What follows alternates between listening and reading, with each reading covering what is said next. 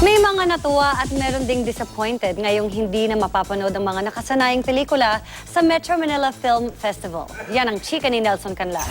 Hi fans, this is Enteng Cabizote. Kompletos Ricardo's ika nga ang pelikulang Enteng Cabizote 10 and the Abangers ni Bossing Vic Soto. Present ang tatlong lola at may special participation din ng Aldab. Kayong dalawa, kayo na ba? Halos naging tradisyon na tuwing Metro Manila Film Fest. Pasok ang pelikula ni Bossing. Pero ngayong taon, hindi ito napabilang. Iaanunsyo daw ni na Bossing sa susunod na mga araw kung kailan ipapalabas ang kanyang pelikula.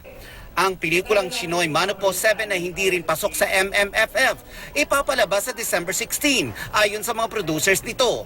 Si Jean Garcia nalungkot nang mabalitaang hindi pasok sa MMFF ang kanilang pelikula. Wala namang problema kung paano yung pag-apili eh. Yung sa akin lang, maging fair na kumbaga ihati. Alam mo yon, hindi ko sinasabing makabuluhang pelikula, hindi makabuluhang pelikula, no.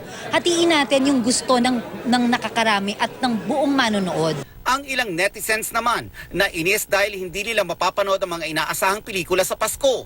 Pero may mga nagsasabi ring tingnan muna raw dahil baka maging maganda ang pagbabago, taliwas sa nakasanayang mga horror at comedy films kapag MMFF.